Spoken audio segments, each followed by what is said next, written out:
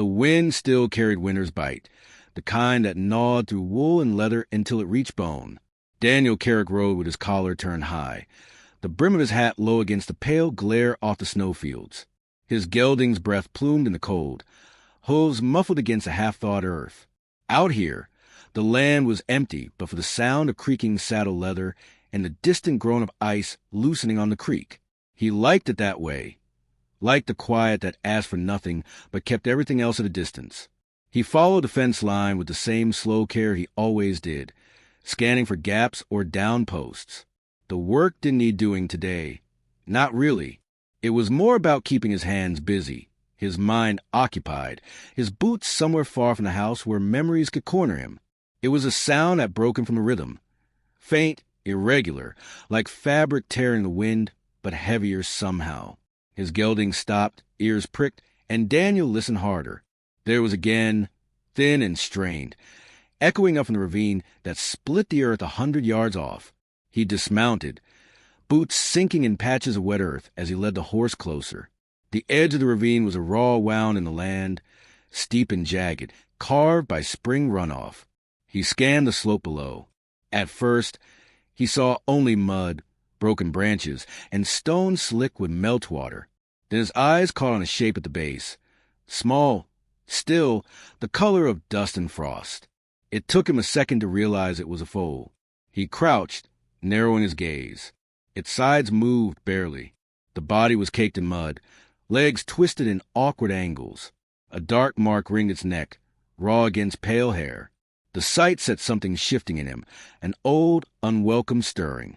A sane man would leave it.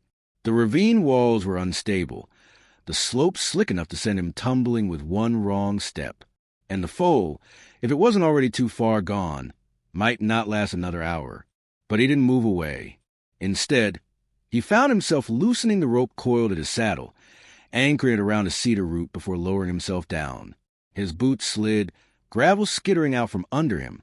Twice he had to grab at roots to steady himself. The cold air in the cut smelled of wet earth and something sharper, fear, maybe, or pain.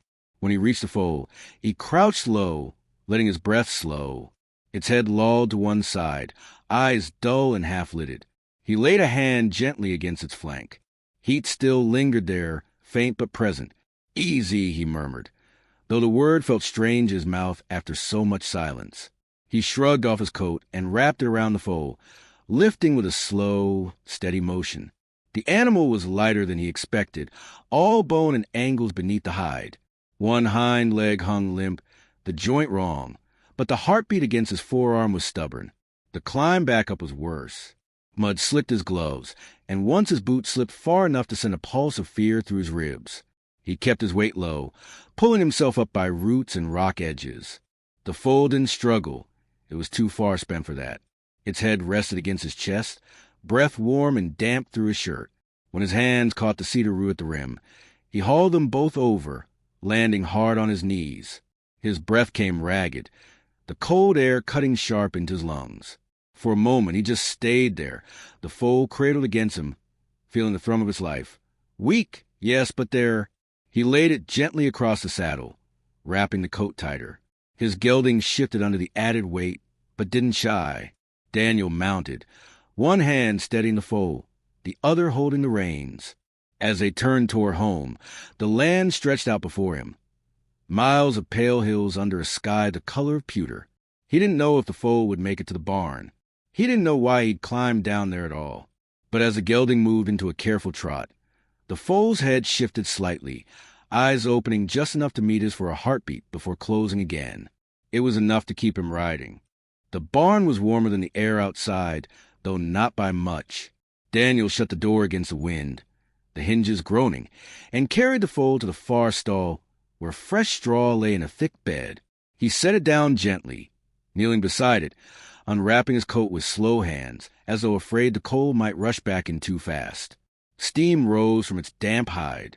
The smell was sharp, mud, sweat, and the faint metallic tang of blood. He fetched a wool blanket from the tack room and draped it over the small body, tucking the edges close. His movements were steady, practiced, the same way he'd once cared for a lame calf or a sick dog. Only this time, There was something heavier pressing at his chest, something that made his breath come shorter than it should. The foal shivered, a tremor running along its thin frame. He pulled a lamp closer, its light spilling gold over the stall. The injury on its neck was raw but clean. The leg was another matter. He crouched low, fingers running lightly over the splintered joint. It flinched once, eyes flickering open to a dull, watery brown before closing again. "You're still in there," he murmured, almost himself. He straightened, retrieving a bucket of warm water from the pump outside. He bathed the mud away with a rag, each stroke deliberate, revealing the faint dapples under the dirt. When the water cooled, he tossed it out and fetched another. It was slow work, and the barn settled into a rhythm of dripping water, quiet breathing and the occasional creak of timbers in the wind. By the time the foal's coat was clean and mostly dry, Daniel's hands were numb. He flexed his fingers, then crossed to the workbench where a box of old veterinary supplies gathered dust. A splint, a roll of bandage, a half-used jar of ointment. Enough to make do. He returned to the stall, knelt again, and set to work binding the leg. His touch was careful but firm, the way his father had taught him. Steady pressure, even raps, no room for slack. The foal twitched once, then went still. When it was done, he sat back on his heels and studied the small rise and fall of its chest. It wasn't much, but it was holding steady. He reached for an empty bottle, rinsed it, and filled it with warm milk from the cooler. The foal didn't take to the rubber nipple at first, turning its head weakly, but he persisted, tilting the bottle just enough for the scent to carry. Eventually, its mouth found a teat, and a thin stream of milk disappeared. "That's it," he said softly, as though the sound of his voice might keep it anchored here in the barn in this moment. Outside, rain began tapping against the roof, a thin patter that swelled into a steady drum. Daniel stayed there on the straw, one hand steadying the bottle, the other resting against the foal's neck. Time loosened its grip, and he wasn't thinking about the fence line anymore or the empty house waiting across the yard. When the bottle was drained, the foal's eyes opened again, clearer this time, a spark where there had been only haze. It shifted, lifting its head for the briefest second before letting it rest back down. The motion was small, but it sent something sharp and unfamiliar through him, a flicker of warmth that felt almost dangerous after so many winters of cold. He set the bottle aside and adjusted the blanket once more, making sure the foal's legs were covered. His gaze lingered on its face, memorizing the lines of it, the way its ears twitched at each creak of the barn. Through the boards of the wall came the distant sound of hooves, faint but distinct, carried on the damp wind. It was too steady for deer, too scattered for cattle. His eyes narrowed toward the sound, though he didn't move to look. Somewhere out in the hills, a herd was on the move. The foal's ears flicked toward the noise, then settled again. Daniel stayed where he was, the lamp throwing long shadows on the straw, the rain keeping its steady song above them. The herd would pass. The night would deepen, and he would wait to see if the small life beside him had the will to meet the morning. By the third morning, the foal was standing, unsteady, legs trembling under its own slight weight, but upright all the same. Daniel stood just inside the stall, one hand resting on the gate, watching as it nosed at the straw with slow, deliberate curiosity. The splinted leg held, though each shift of weight made him wince in quiet sympathy. Progress, however small, was still progress. He'd fallen into a routine without meaning to. At first light, he would bring a bucket of warm milk, crouch beside the foal until it drank its fill, then brush down its coat with the gentlest strokes he knew. It tolerated his touch now, even leaned into it at times, the tension in its muscles easing more with each passing day. In those moments, Daniel felt something loosening in himself too, like a rope finally giving slack. The barn became the heart of his hours. Meals were taken there more often than at the kitchen table. At night, he dozed in an old chair near the stall, waking at the faintest sound. The cold had lifted some. The air scented faintly with thawing earth. But the nights were still long, and the foal's breaths were still a measure by which he counted them. On the fifth day, a truck pulled up the drive. Daniel recognized the dust-streaked red paint and the man who climbed out. Cole Harden, owner of a neighboring spread, broad-shouldered and built, like someone who'd never learned to take no for an answer. Cole's boots crunched on the gravel as he approached, eyes flicking toward the barn. "Heard you pulled a wild one out of the ravine," Cole said, voice carrying more curiosity than warmth. Daniel kept his stance easy, though his shoulders tightened. "It's getting back on its feet. You planning to keep it?" Cole's brow arched. "Word is the Bureau's got contractors sweeping this area. That herd's been tagged for removal. If that foal belongs to them, they'll come looking. And they won't care it's half-crippled." Daniel's jaw shifted.